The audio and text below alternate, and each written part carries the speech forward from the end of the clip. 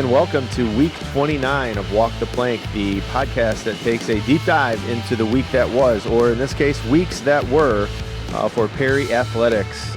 We were on spring break last week, Gene. I'm joined by Gene Winters, my co-host here as always. Thanks for being here. Yeah, no problem. You guys were everywhere. Florida, South Carolina. Yep. You even had some events going on in Ohio while everything was going on. We did. So we were in 3 different states competing over spring break. All of our teams did well. We'll talk about that in a little bit. But we were off last week from the pod, so we'll be back with another edition of our Athletes of the Week. One of our Athletes of the Week isn't in school today, unfortunately, so we will interview Xavier Jackson. He is our boys track athlete of the week for the athletic department. We'll get Xavier in here next week. But to get things going here is our female athlete of the week. She's been with us before, so this seat is not new. The good news is, Raj, you get another Dairy Queen meal deal and a blizzard. Thank you to Dairy Queen for always supporting our podcast and our athletes here at Perry High School. So Roz is a catcher on our softball team. As we just said, we had teams all over the place.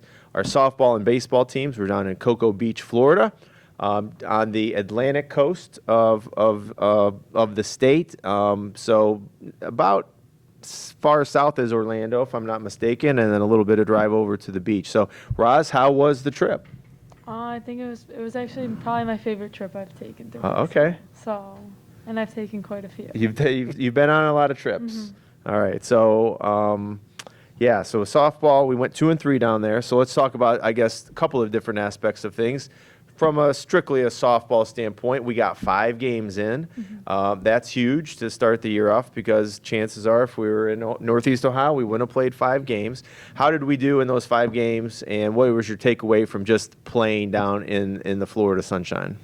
I think we started off a little slow at the beginning of the week, but we definitely picked it up and learned how to play with each other. There's a lot of freshmen and younger players, and then I also feel like at the end of games we kind of died down a little bit. Obviously in our game on Tuesday, we definitely picked it back up and learned from those mistakes we made in Florida. All right. Now, being one of the senior leaders, how do you help the younger underclassmen keep that same intensity, keep that same momentum throughout an entire 6-7 inning game? Kind of just not making it about grades. I feel like a lot of teams, there's you can tell who the seniors are. We're a pretty close team, I'd say. All of us are friends, on and off the court or the field. So I don't know. I feel like that definitely helps a lot of them. And you went to Florida a couple hits away from 100. Obviously, you accomplished that because you had a fantastic week last week down there. Did you have added pressure on yourself knowing you were so close, or was it just, I'm just going to go out there and play my game, and when it happens, it happens? No, to be honest, I wasn't even thinking. I forgot about that because I knew last year at the end of the year I was trying to get to 100 and I didn't get it. But I kind of forgot because we weren't in Ohio, so it didn't really feel it kind of felt more like travel, which I'm used to. So I wasn't even thinking about that when I was playing. And then obviously it happened. So the excitement, I'm guessing it was another accomplishment to add here to your high school career. Mm-hmm. All right, and how did you said so far you think this is, and as a senior, it's your last trip, fortunately or unfortunately, however you look at it, with our softball team. Last year we were in Tennessee, so in the Pigeon Forge, Gatlinburg area. How did the two compare, positives, negatives versus both? I'm imagining a little bit warmer down in Cocoa Beach, Florida than in Tennessee. Yeah, you mean competition or how was it? Yeah, both, everything. Yeah, the temperature, weather, competition, that's great. I feel like our team, we definitely all like the beach, so Florida was definitely more enjoyable for all of us. And it was kind of nice to have we have majority of our team back. The only person we lost was Callie, so having another trip with that same team brought us even closer. And then competition-wise, we definitely played probably the hardest team I've seen in high school. Okay, and on this trip in Florida. Yeah. Okay. And that would be the Perrysburg team? Yeah. But again, that was extra innings, right? Yeah. That was a close game throughout. And I think of the 5 teams are, you had the one exhibition as well, but you played 3 Ohio teams, which were all Division I teams, I Yeah, believe, right? yeah. Perrysburg is a big Division Yeah. I school over in the Toledo area, so and they're historically very, very strong. So the fact that we went extra innings with them, I think that's kudos to our program and to our kids and coaches, and that we went down there and competed. And again, it's just a great way. Everybody, some people will say, "Well, why do you take a trip? Why do you do? It's a lot of money," and it is, and we certainly appreciate the efforts that all of our parents make across all of these sports to make it down to spring break to support their kids and our teams. But we do it because it does give us a leg up, if you will, and the opportunity to compete when that last week of March, you just never know what the weather is going to be. We had a couple of nice days up here from what I heard, but we certainly wouldn't have played 5 games. We would have been inside a couple of days. So I really do thank our parents for making the extra effort, and our coaches, and everybody sort of behind the scenes who does the fundraising for that. And then the added expense that the parents have is can be high. It's spring break. It's a high time to travel, and it's one of those things. So, but it's a great opportunity for kids, not only on the field, but as Ross has said, off the field as well. The bonding opportunity. Staying together in whether it's a resort or last year in Tennessee it was a big house, right? So I mean that's tremendous, and I think it sets us up for success as we work through the season. Now, work with me on this. It's going to be a little bit of a stretch here, but at the end of the basketball season, I think you were playing your best basketball. You guys made a deep run into that. Does that carry over at all with you here to the softball side? Because again, you're off to a fantastic start. Does that momentum, that confidence, does that all carry over, or 2 different sports, 2 different things? Normally I would say yes, but not playing travel this year is like definitely different than every other year for me. So Now in Florida, were you just seeing the ball better? Was it just, read and just react? think- What happened to, have this phenomenal week? I think I didn't practice a lot. I probably had 5 days of practice before we played or something like that. And I think that just I'm not thinking when normally I just think too much. So I think that helps. Well, and you're hitting over 550 on the season. You have 7 of your 10 hits are extra base hits, 6 doubles and a home run. So, we obviously want to keep that going up here as well. Once we've played, this weather has not been great for us since we've gotten back. But how do you keep that focus going? Do you just hey, you're free and easy. It's easy for me to sit here and tell you don't think about it, but keep that mindset going for the rest of the year. Just go up to the plate, free and easy, and let it happen. Yeah, it's definitely the same. I feel like I try and just not think about it. All right. And for you being a catcher, is there more excitement getting a big hit, throwing out a runner? How does that all play? Or are they all kind of equal because you're helping the team? For me, it's probably anything on defense is more exciting than any hits. You throwing out anybody yet this year? Yeah, a couple. Couple? Okay. I don't have a Couple percentage double on plays, that in my yeah. notes here, but I'm sure that's been your arm's been a huge help. So, so seniors will lead this team. Obviously, we talked about that last year. We only really lost 1, and we talked a little bit about this already. But how do you guys? How's it been? Obviously, playing with them. How many seniors have you played with on the travel side of things? Have you have anybody on your team, or has it just been you from the the stuff in the summer that you guys do, and a lot of our kids participate in? Well, I've played with Elise and Maddie. We were on the same team all Okay. through high school. And then I was never on Sid's team, but we've always been in the same organizations. We've always Yeah. known each other's teams. We've practiced together. And same with Ari and Emma. They're not seniors, but they've been huge in the B2 world where the rest of us played. And for you, where have you seen the biggest growth from your freshman year to where you are right now with, obviously a full season still to go here in your senior year? I gotta say, this is weird, but my attitude. I feel like I put too much pressure on myself when I was younger. And I think that comes with travel. Travel is a completely different game. Yeah. So not playing travel this year, I feel like that's why I'm way more relaxed. It doesn't really matter. And now you look back at that, and if I was just relaxed from the start, Yeah. Yep. And when you started playing, when did you start playing softball? Do you remember? Right? My guess is knowing your dad, you probably I played 2? baseball when I was little, and Okay, then yeah. softball I picked up when I was maybe in 3rd or 4th grade. Okay. Pretty cool. So now being around this team for the last 4 seasons, the trip down to Florida, you guys were knocked out early last year against Gilmore. What's it going to take for this group to advance, make a little bit of a deeper run? Is there something that you guys are harping on? Do you even think back to last year and how that ended to use it as a little bit of fuel for this year? I think being able to adjust, like the weather, like whatever coaches do on the field, like in the lineup, like I feel like a lot of the times, like it messes with people's heads. And I feel like that's where this year, like the seniors, like we don't let it like affect us. If we get like moved around or anyone gets pulled, like that needs to just like be like not thought about. So I feel like that's a big thing going through the playoffs, whatever it's called. Yeah.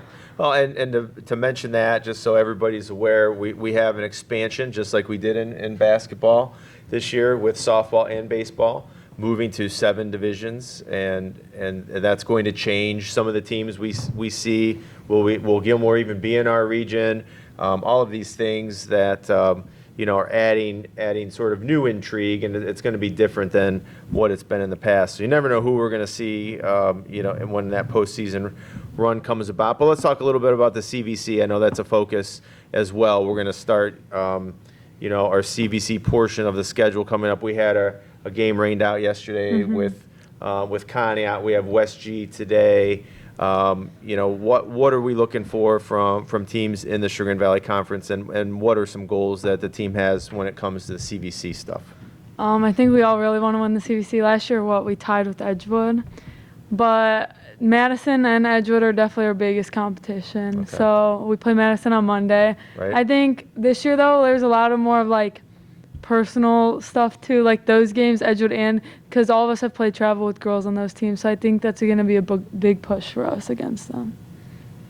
And you have, after Madison, it's an even tougher non-conference schedule next week with South and North next week as well. So how did this non-conference schedule, because I know Coach Infalvi talked about it with us for the basketball. How important is it to schedule tough non-conference games to get you guys to that spot where you need to be in the end? I think it's huge because like our CVC, like there's not very many good like pitchers. Like you're not going to see teams that can actually like play the game like solid, like where all 9 girls are like playing like their best. So I feel like North especially, like they're going to be like what we're going to see in playoffs. Like obviously they're D1, but.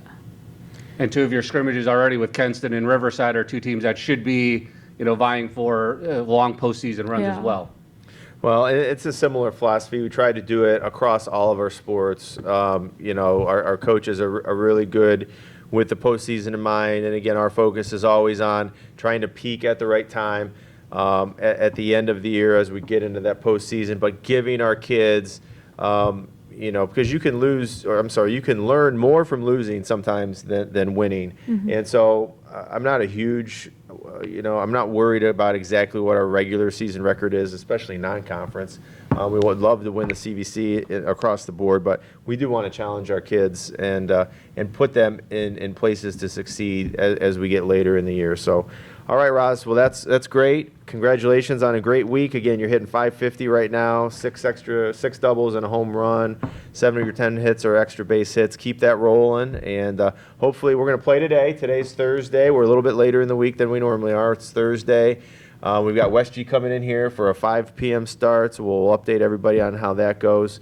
But best of luck the rest of the year, and congratulations on being our athlete of the week. All right, don't forget your certificate. Thank you. All right, Roz Tharp, catcher here for us for the Perry Pirates softball team. Yeah, as you mentioned, 3-3, a big game coming up with West G, and then as Roz mentioned, with Madison coming up on Monday. But you jam a lot of games in because, as you've talked about here, the spring goes by pretty quickly, and you got to adjust for weather and rainouts and postponements and whatever else might happen. So there might be times of 4 or 5 games in a week coming up over the next month and a half. It's absolutely crazy right now. We go to Florida. We do pretty darn well down there, and you're playing 5 games. You're practicing outside. It's beautiful weather.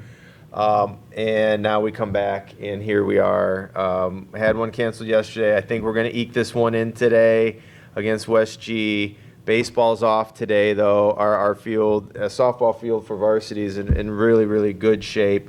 So we'll get this one in. But, looking at the forecast, again, this is a Thursday afternoon.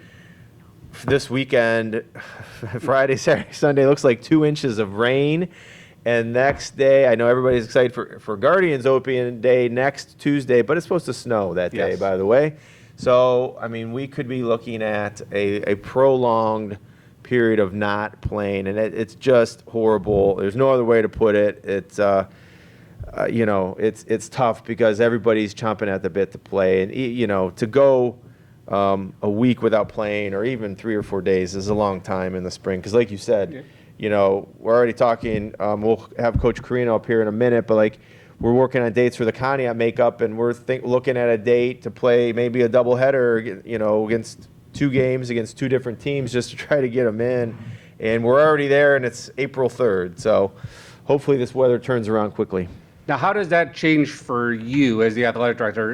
You know that rain's coming all week. Mm-hmm. Do you start to try to plan ahead? Do you wait for it to happen? Because obviously, if you went by the weather reports earlier in the week, you probably would have already canceled today's game against West G. Right. It turns out to be a nice day, fields in good condition. So how does that process work for you and whatever coach you may be Yeah, working it's with? pretty much Murphy's Law. Whatever decision you make, the opposite's going to happen.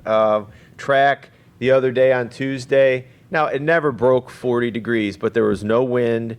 But we use that 40-degree threshold for track specifically. You've got sprinters out there. You don't want anybody pulling a quad or a hamstring at the first meet of the year and then be out for 3 or 4 weeks. It's such a short season. It's a sprint of a season.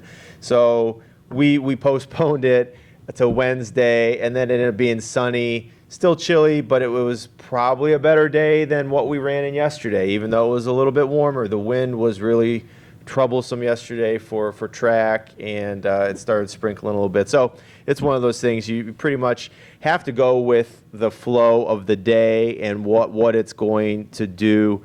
We were hopeful our JV softball team could get out there today. It just was too wet. We got too much rain last night. Same for JV and varsity softball today. We had to cancel those, unfortunately.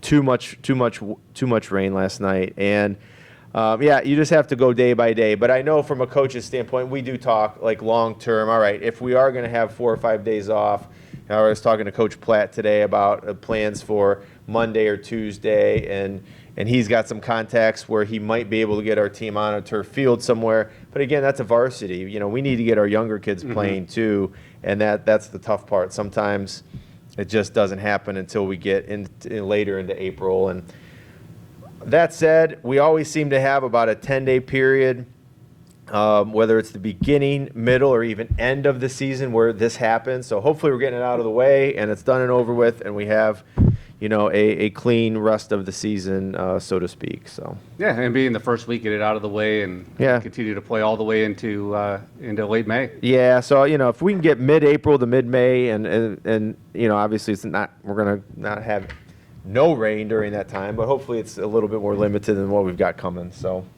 all right, we'll have Coach Carino come up. Michelle Carino is our head softball coach here at Perry High School. This is her 3rd season here. 8th overall, though. She was head softball coach for us for previous to that. 18-8 last year, coming off. And we talked to Roz about well, thanks for being here, first of all, Coach. No problem. Thank you. Yeah, and we just talked about the Florida trip. And I don't know if you had heard her comment that it was, in her estimation or her opinion anyway, it was the best trip that she's been on as an athlete. And she's been on a lot of them. So I think that says kudos to you and to the softball staff for putting the girls in a good place to get the season underway. Well, I'm glad to hear that Roz had a good time and the girls had a good time. That was half the battle. I said in our first meeting of the night, I said our first goal is to get everybody home safe. And that was the #1 goal, and that happened. And we all the girls, kudos to them. They behaved. They did what they were all respectful to each other. And it was a great trip. We had a good time. We got to play a lot of good softball. Yeah. And we had a good time at the beach and at the pool and at dinners. And we went on a night catamaran sail, and that was pretty cool. That was a good time too. So it was a good trip overall. I think it was well worth the time, well worth the money. And just want to do a shout out to all the donors that donated to the softball program, because we couldn't have done it without them. So all the businesses that gave us money for signs, the parents that donated money, all the friends of of players that donated money. It was all well worth it. So we appreciate it. Thank you. Well, that's awesome, and it's a great way to start the season. Like I said, we're dealing with some weather stuff now, but that's Northeast Ohio. We got to work through that. But the fact that because imagine if we didn't go, right? Like now we're sitting around here sort of even more so chomping at the bit to get our season underway. And you guys have been practicing since, essentially mid-February officially. But, it's just like a lot of our sports here. You guys are running stuff in the fall. You're doing stuff in the winter. So you've been, practicing, for lack of a better word, or getting ready for this season since August, September, and now we're finally here. So to take a trip like that, I think we check a lot of boxes. Number one, we got to play six contests down there, 5 that counted in our official record, but at the same time you get to have the team bonding and the girls get to come together as a team. And we've done this now. This is week 29 of our podcast, and we asked the kids, we didn't ask Roz because she's already been on here as a basketball athlete of the week, but we asked them their favorite memory from any time as a Perry Pirate, and a lot of them say these trips, whether it's softball, baseball, track, basketball, they love them. And so hats off to you and the coaching staff for getting it and making it happen and spending your time, down there with them. It's pretty awesome. And for you, TJ just touched on it. You had the girls in the winter playing in the CSU League. You go down there, you play 6 games, 5 that counted. Was there something that stood out, something that, you were looking for? Like your takeaway from the week, having the girls all together? Well, last year we went to Tennessee and we learned a lot. We had a certain lineup, but then by the time we came back from Tennessee, we had to switch the lineup and we had to work at some other positions. So I think we were going to Florida this year under the same kind of hopes to find out what we could do and who could play where and how well we would go against really good teams, because when we saw who we were playing, we knew we had some really good competition down in Florida. So it ended up being that we competed well with all the schools that we went to, played against, and the people that were put into positions played extremely well. We did learn that we have to do a better job at starting the games. We had a rough first inning in many of our games, and we have to figure out how to be better coming off the first pitch. And being the home team, we were a home team in, I think, all the games, and we got behind. We were not the visiting team. We didn't get the first at bat. We didn't get ahead. We got behind. And there's a statistic out there that says if you score first, you're more than likely to win the game, and that happened against us. So we got to be really diligent on how to get a better start and how to get on board first and not let the other team score first. And then how did it compare? You mentioned Tennessee last year, so similar mindset going into the trip, but Tennessee versus Florida, level of competition different, weather is different. What were the big differences between the 2 locations, I guess? Tennessee was a good place to go in the interim where we were, getting better as a team, and it wasn't as far to travel, so it wasn't going to be as expensive, and so we did it that way. The weather was not quite as good, but we still were able to play. It was on turf, so we weren't really worried about the rain. But I think our girls, our seniors, we had 6 of them this year, and they wanted to go warm, and I was all about going warm, so we made that happen. And it ended up, we don't get to pick our competition when we go on these trips. It's really whoever shows up. And we got lucky this year that we played really good schools, at least three D1 schools from Ohio. And in Tennessee, we played some schools, and a lot of our games were blowouts, and we were winning by a lot. And it wasn't anything that we asked for. We didn't ask for the easy competition. It just, that's who was there, and that's what we got. And so some of their pitchers were not as advanced as our pitchers, and it showed in those games in Tennessee. So we much rather be losing games closely than blowing teams out, for sure. And you have a successful trip down. You already came back. You beat Kirtland earlier this week. Sit at 3-3 right now. So you returned 8 girls that were all CVC from last year. As Roz mentioned, you only lose 1 senior, Callie, from last year's team to this year. So does that raise expectations for you, for the team, or is it, we're just going to go in and play our game? Well, I mean, we always want to have high expectations no matter who's on the team for sure. But when you have a group of, I think it's 8 returners, 7 CVC, all CVC players, yeah, you're expected to do some damage. And we expect to do some damage in the season, in the CVC, and in the postseason, especially now going into Division 4, where, the competition is still going to be challenging for sure. But, it might be, we might be a little bit more Schools our competitive size, there, right? our size, Yeah, right. they're going to be a lot more Right. sort of whittled down. Again, a lot of people don't know in Division 1 they have a small number of schools, and then it's essentially Division 2 through 7. They try to equal them out as the best they can. There's always numbers, and some sports we're right on the edge, obviously between 3 and 4. In football it's 4 and 5. So it's one of those things. We'll take a look. But yeah, I think it's a positive overall for the sport of softball and baseball, where they've expanded these, and obviously did it in basketball too. And do you feel the same way, thrilled with expansion, wait to see how it plays out? I guess you always want to wait to see how it plays out, but my first gut is that, yeah, it's going to be a good thing for us, and it's good, Yeah. Good things for the schools in Ohio, that we can have more champions than just, 5 or 6, or Yeah. 5, yeah. I mean, it's worked for football the last couple of years. I worked a couple of Spectrum games down this year in Dayton for boys and girls basketball, and as you got to the lower divisions, it was just as packed in the Dayton arena as it was for the Division I team. So again, the OHSA, doing the right thing to get this to continue to blow up. Yes, I Yeah, agree. No doubt. So we did scrimmage some tough teams before we went down south. We had Riverside in here. That was the one that comes to mind. I know they're a very solid program. We asked Roz this question too, like how did that prepare us for the trip down south? And then you've mentioned already, 3 D1 schools. At Perrysburg is historically a very strong program. We take them to extra innings. So what is our mindset when it comes to that non-conference schedule and getting, some of that high level competition? Well, we need to be able to hit the best pitchers, and we need to be able to play against teams that can hit. And you're not going to do that if you're playing teams that don't have those characteristics. So you don't learn when the other team doesn't put the ball in play. You're not going to learn how to play defense. So you have to prepare by playing better schools so that we can learn how to play defense, and you got to learn how to hit the tough pitching. And I felt like playing Riverside. They're at a different level, but I think we didn't get run ruled, so that was a positive. We played the whole 7 innings, and it wasn't a run rule. And they went and played Mentor the day after us, and they beat Mentor the same as they beat us. So Riverside's a different beast.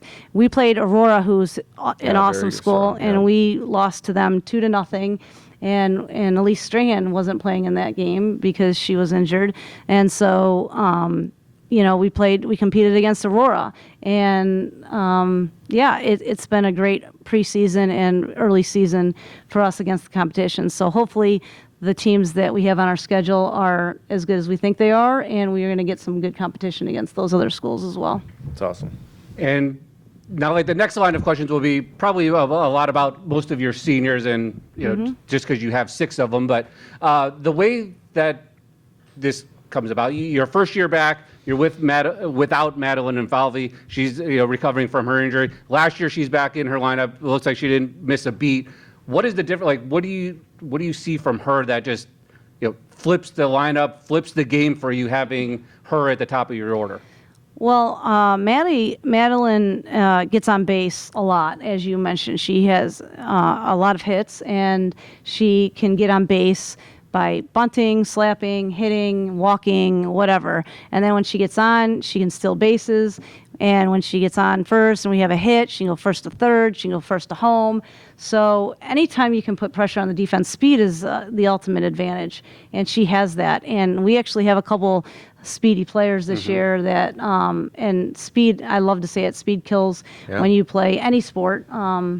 And speed is... she's got it, and it helps a lot for sure. And even with that season off, am I reading this right, Jane? She's probably going to end this season as the all-time hits leader Yeah, Perry she hit over softball. 100, got over 100 last season just playing, it was basically like a season and a half. Yeah. So she's already, I want to say around 110, 115, and I should have looked it up before. I think it's like 170 is the all-time Well, and if you leader. walk through our hallway down there in the PAC, you're going to see a lot of softball players on the wall, a lot of teams on the wall for their accomplishments. I mean, we've been extremely proud of our softball history throughout the years. So that says a lot about Madeline, what she's going to accomplish if she ends up doing that. That's pretty awesome. And the way you stacked your lineup now with Elise following and Roz hitting in the third spot, Elise came up with some huge hits down there, the walk-off when you guys were in Florida. And obviously we've talked about what Roz has accomplished so far, but those two, filling out the top third of your lineup. Yeah, Elise has been, she's a very consistent hitter, and she hits for power. She get not necessarily home runs, but she hits doubles, hits the gaps, and comes up with key hits many times. So she is for sure a threat in our lineup that we're thankful that we have. She's very good. And for Roz, I mean, obviously she was on a heater last week. I mean, everything that came, there was no chance that she was getting out last week in Florida. What have you seen in her growth over the last couple of years with her? Roz is becoming a vocal leader. She was very hesitant to talk. Actually, I noticed it when we were at practice 2 days ago. I was hitting, and Coach Infalvi wasn't able to be there. So Roz was coming out, telling the kids where to throw, and she does that, but I noticed it more recently than it's been in the past. So we got to continue having her be a vocal leader as well as a leader by example. She's definitely a leader by example. She works her tail off all the time. She doesn't want anybody to know it, but she does. And it's really a good example for all the young kids to see what she does. So yes. That's awesome. That's what you want to see from your seniors, right? Not only them producing on the field and the stat sheet, and also leading by example and leading the young kids, because what you see from your seniors is going to be emulated by your freshmen and your sophomores, especially. Like they're going to follow them, and that's awesome to hear. And Elise, as our starting shortstop, looks like she's going to end up as our all-time doubles leader in Perry history here as the season plays on. We'll see where that goes, and we can keep people updated. But again, you mentioned it. She finds those gaps, and those doubles are huge for us. So. And you talked about it earlier with the speed that you have this year, and I know two of these girls are sophomores, but in your outfield, with Sid, with Ari, with Emma, and with Haley, just talk about that group and what you expect from that. Well, we made a choice to move Sid to left field and have Ari in center field this year, strictly because Ari is super fast. She's fast, and she covers so much ground. Sid is a very, very, very excellent outfielder as well, but we just decided to make that change this year. At the end of last year, we made the change, and Sid is. She's a team player because that's not what she wanted, and she is handling it with grace, and she's happy, and she's not pouting, and she's working her tail off, and she's becoming the best left fielder that she can be. And that's the only thing we can ask for from our senior leader. She is definitely the leader of that outfielder. She's been a leader of the team. She's had such a positive outlook of the season. She's been to all the off-season practices since September, since I've been there in September, and she volunteers to catch for the pitchers. She volunteers to help out with the young kids. She has been the ultimate leader on this team as a senior, and she's leading the team, not only the outfield, but she's leading the team this year. That's awesome. And then Haley Hodge came back from not playing for 2 years, so she's getting back in her groove, and she's starting to hit her stride. She's making some strides in the outfield. She's already become a better outfielder since she started. Emma Brainerd's in a tough position because Emma Brainerd is trying to learn 3 different positions. She's trying to play third base, actually 4 positions. We're trying to groom her for catcher for the future after Roz leaves, and then we are having her play third base when Sophie Savon pitches, and then we're having her play outfield when Sophie's not pitching, because Sophie's going to be the third baseman. and she's pitching because she needs to be able to pitch for next year, and maybe if we need her to pitch this year. So Emma is another true. They're all great kids, and she is really working hard at all the positions, and she's really become a nice hitter as well. She got some hitting lessons the off season, and she's hitting better this year as well. So our outfield is probably the strongest outfield that we've had. I should mention Haley Reed as well. She's a freshman. She is another one that has tremendous speed. She can come out, steal the base. We're going to have, it's going to be hard to find playing time for all the players in the outfield, but when she plays, I don't think we're going to miss a beat. She's a freshman. She hasn't played a lot of softball, but man, she catches on fast. And she did a really nice job for us in Florida when she had to go play. She made some really good catches in the outfield, and she's able to steal and run bases. So she's going to be another tremendous asset for us in the outfield as well. So I feel like this is probably our best outfield in the last 3 years that I've coached, for sure. And then I guess the last thing to round it out would be with Maddie Rupert, obviously anchoring the pitching staff. You may probably have the most depth at pitching that you've had in a number of years here, not just you, but even going back, to prior coaches as well. But what has she done, or how has she grown since her sophomore year when you first came back to coaching to where she's at now to really lock down that spot and anchor that starting rotation for you? Well, Maddie was the only pitcher we had when I came in 3 years ago, and in September when we were practicing with the pitchers and trying to teach other players how to pitch, because we only had one, so we were trying to work with anybody that could possibly pitch. Actually, none of them could throw a ball and hit a catcher at the time. None of them could, and she pitched every single game of her sophomore year, and she got accustomed to playing every single inning of every game. And I think it was a hard transition for her last year to know that we had some pitching depth and she wasn't going to have to pitch every inning of every game. And she's learned now that we're a better team when we have more pitchers than just one, and she has taken that. This year, her attitude about sharing that spot has been much better, and she is valuable to us in many ways. She's valuable to us at first base. She's valuable to us at pitching, starting, coming in as a closer, and having her come in long relief. And I think all of our pitchers have that ability to adjust and become a starter, become a reliever, or become a closer, and all of them are going to be used in different places this year. So I think just her attitude and willingness to not have to be on the mound is really going to help us out this year, because she's open to it this year. And I think the one thing that might get overlooked with Maddie Rupert as well is her hitting really came around last year, and she started out this season hitting the ball as well, keeping that momentum going from last year. She was really, really a good hitter for us last year. She came up with a lot of key hits, and she's got some power. She's got some a little bit of Elise like hitting gaps a lot. I see a lot. She hits gaps. So if she keeps contributing with the bat, that's going to be we can't take her out of the lineup because she hits for sure. So she's not a pitcher only because she can hit. Awesome. All right, Coach. Well, we've got the Wolverines coming to town tonight, 5:00 start out at home. And then, like we've talked about a little bit, the weather is going to mess with us. A couple of inches of rain forecast for this weekend, potential snow early next week. How do you keep the girls sharp? And, obviously it's tiresome to always have to practice inside, especially when we're hopeful to be outside. But how do you deal with that, knowing that, we might have, a prolonged 3 to 4 day period of no games played? Yeah, so these kids, we talked about it a little bit yesterday about staying sharp when we're inside. Not dragging out a 3-hour practice inside because that's pretty monotonous. But, we were in and out. We got a lot of reps of hitting yesterday, and literally from time we warmed up to the time we left was an hour, maybe an hour and 5 minutes after we got done talking at the end. So you got to do a lot quickly.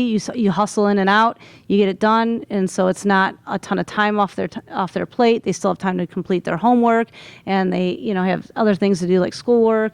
They don't have to be in indoor softball practice for 2 2 hours, 3 hours Sure. at night. But, when we can get outside to catch some fly balls, we'll get outside to catch some fly balls. We don't need a field for that. We can find any old space for that. When we can throw outside, we'll go outside and throw just to keep our arms in shape. And we can always hit inside. We have the batting cage. We have a machine that we can hit off inside. So all of that will keep us sharp. And we just got to be ready to go whenever the weather's good. And they have to be flexible with their schedules to be able to, hey, it's going to be 60 degrees tomorrow. And we don't have a game. We're going to get a game on our schedule. So Right. now be ready to play. Yep. So that's going to be how we're going to stay sharp Yeah, pretty much the rule for the spring. Be ready to play every day, because if it's nice, we're probably playing. 95% chance we're playing a game. Yeah. So, all right, well, Coach, thanks for joining us. Thanks for taking some time to be with us, and good luck today against West Jug and the rest of the year. We'll have you back on maybe as we get into early May and closer to that postseason opportunity that we talked about in Division 4 this year for softball. Thanks again for being here. All right. Thank you. All right, thank you. Thanks. I think this is going to turn into a weekly thing. Yeah, right. We could have her. I'm sure it's her favorite thing to do. Yeah, right. I think so. She could have her own segment.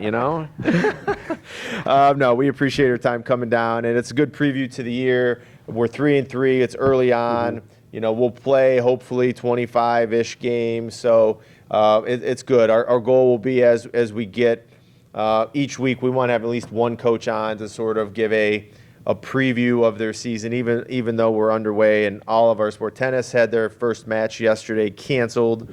We're playing at home today, so hopefully tennis gets underway. But now everybody's had some official thing, as far as games happening. We're not waiting for that any longer, thankfully. So as we work our way, let's start from Florida. We'll work our way Yeah. back up to Ohio. Obviously, as we've talked about, the girls were down in Cocoa Beach for spring training or their Yes. first start of games, but the boys were down there as well. Same area, had a couple of scrimmages, played their first varsity game against South on Friday, and then they were obviously at home this week. They were able to sneak one in on Tuesday. Yeah, and we go all the way to Cocoa Beach, Florida, and our first game is against Willoughby South. So again, like Coach Carino said, we can't control that. We don't get to pick that. People are like, why would you go all the way to Florida just to play South? And that's not by our choice. That's who they put on our schedule, and that's who we played. Baseball is also up against the 8 ball a little bit, so to speak, because the OHSA moved the start of their season back a week, Yep. a full week. So they could not actually play an official game until Saturday the 28th, which is when they played South. We did have a couple of scrimmages prior to that. And again, they get out in some nice weather. They had full practices every day that we didn't have a scrimmage. And again, just a good opportunity to get into some warm weather, and get some more opportunity to sort of hone our craft a little bit. And so it was a good trip, good win against South to open it up. And we beat Brush the other day on Tuesday, even though it was, again, 38 degrees was our high temperature. The wind wasn't bad, though, and we got a 9-2 win over the Brush Arcs. And again, they're rained out today. We had the Blue Streaks for Madison coming to town, but we had to push that one back. So hopefully we'll get these in as we come, and we know what the weather is. We've sort of belabored that already today, but here we are.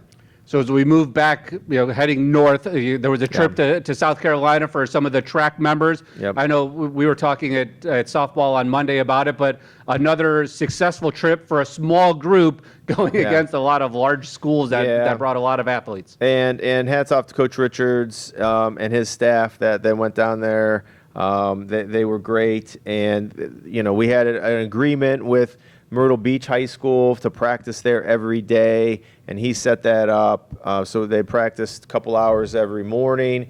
And then, again, the way our spring break worked this year, the Myrtle Beach, the Beach Run, as it's called, is always the first weekend in April. So that's this weekend coming up. We were a week off. So we actually went down to Charleston, South Carolina, and competed at Cane Bay High School in Summerville, South Carolina, just outside of Charleston. And by far the biggest meet that I've ever seen. I've been doing this job 25 years. We run track meets here all the time, districts and conference and everything. It was insane. The first running event started at 8:30, and the last one was scheduled to end at 6:30 p.m. we had 18 or something like that heats of the 100-meter dash. That you would normally have 2 or 3. So 50-plus schools there, hundreds and hundreds of athletes competing. And so it's a huge invitational, something like we've never seen before. And we had, some success down there as well. Traxton Richards was first place in the pole vault down there at the Cane Bay Invitational. Armani on the boys' side was 5th in the high jump. He jumped 6'5". So the school record is 6'7". 6'5" is what I believe won him the indoor. 6'4" or 6'5" won him the indoor championship in the state of Ohio. So it was good for a 5th place finish down there. But just some tremendous athletes, as you can imagine. So I know he was happy with his performance. And Holly Viss was 2nd in the 1600. So, and that race was cool because it came literally down to, normally you don't see the 1600 come within a second of each other, but Holly was right on the tail of this girl and ended up coming in 2nd. So great overall performance and great experience again for our kids. The other part of the team was up here in Strongsville competing, so it ended up being a good day on that Saturday. And we were able to have teams compete. Coach Martin took that crew over to Strongsville. So hats off again to our coaches and our families for sort of making a trip like that happen and getting us ready to compete at a high level throughout the season. And we kind of touched on it earlier, but they had a meet on Tuesday here. How did that turn out for the track? Yeah, fine. We had Edgewood come in, and we had to bump Tuesday to Wednesday. That was sort of potentially a regret on our end because once we canceled it, it ended up being a little bit better than we thought it was going to be. But Wednesday was fine too. Like I said, the wind played an issue, but and we're not really there to keep score. We're there to try to get some times for some kids, and we use those events for kids that may not run the invitationals on the weekend. So the track is set up where you have a dual meet during the week, usually a Tuesday or Wednesday, and then the Friday, Saturdays are the larger invitationals. Like for this Friday, we're going to Cleveland Heights, and on Saturday they're going outside to Spire. Both of those will be big meets where so you sort of use those dual meets as practice runs and trying to get an idea of where kids are running and what their times are, because you don't always get that opportunity on the weekend invite. So it went fine. We're on the road next week at Lakeside for our weekly or midweek duel, and then we host Perry Relays here next Saturday, April 12th.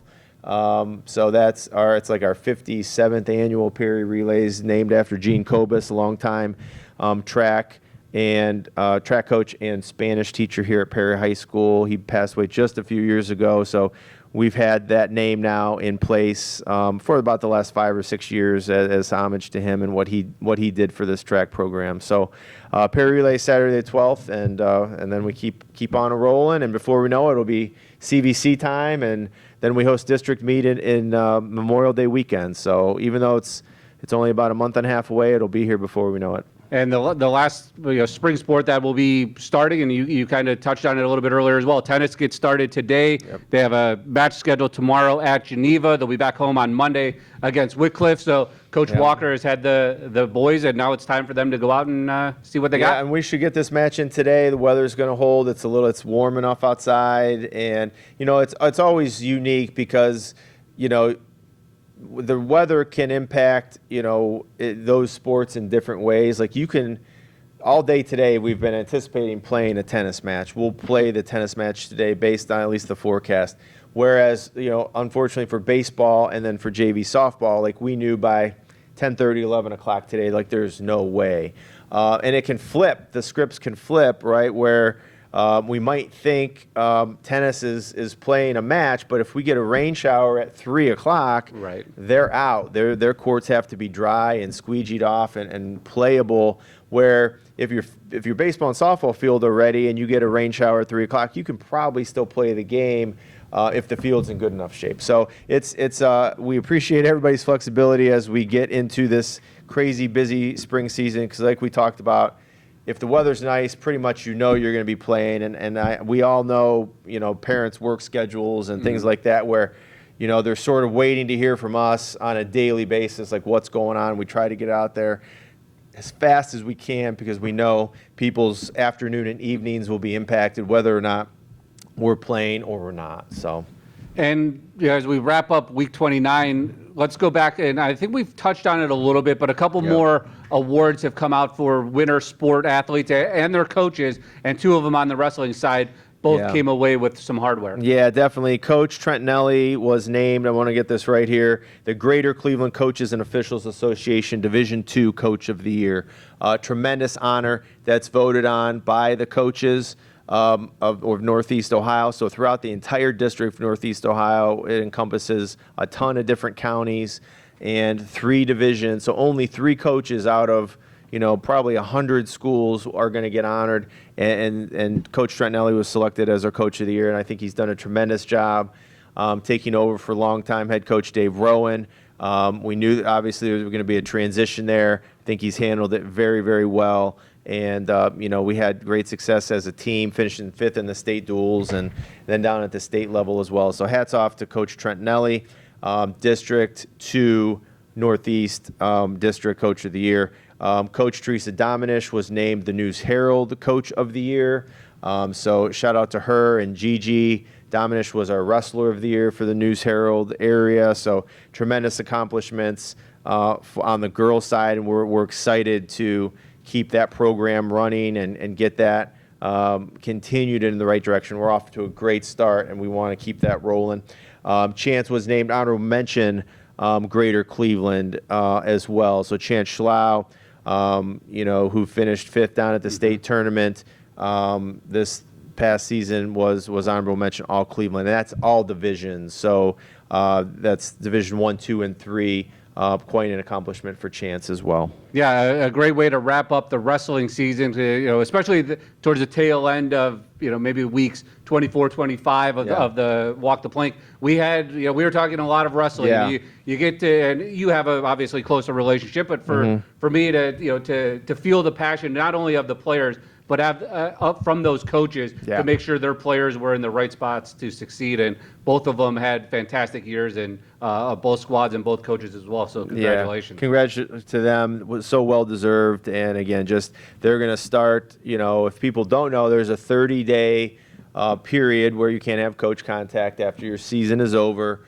So they're waiting their 30 days. It's almost up. And then, just like a lot of our sports, as mentioned earlier, we're going to hit our off-season programs, and even if a kid like maybe a Trent Taylor is playing baseball, is he going to try to get some stay in shape or do some wrestling stuff? Chance certainly will be, even though he's a soccer player for us. He's going to be a senior on the soccer team. They're going to be doing stuff in that off-season, and we appreciate all of our athletes, what they do for their particular craft and their sport, knowing that we need them and want them to be multiple sport kids. So, hats off to wrestling. A great way to finish it off. And they actually have their banquet coming up next week. I think it's the 8th of April. And gymnastics has theirs as well, I believe, tonight. So we're almost done with this winter wrap-up of seasons, and we're head on into spring and looking forward to a good run here with our spring sports. That's it. Now we just need the weather to break, so that way most of the athletes here in the spring can get out and participate in whatever sport, because it's going to be starting tonight and into the rest of the month into May. Yep. It's going to be a busy couple of weeks here for all the spring athletes. Yep, for sure. And it's crazy to say it'll be week 30 of Walk the Plank next week. So our 30th episode next week sometime. We'll get that out there. We'll get this week's out there. We'll have Xavier Jackson on, who is our male athlete of the week. Wasn't in school today, so we couldn't interview Xavier. So we'll probably have potentially three athletes on and another spring coach next week. But thanks for joining us for week 29. The week that was Perry Athletics. Catch us wherever you get your podcast from, and we'll see you next week. Until then, go Pirates.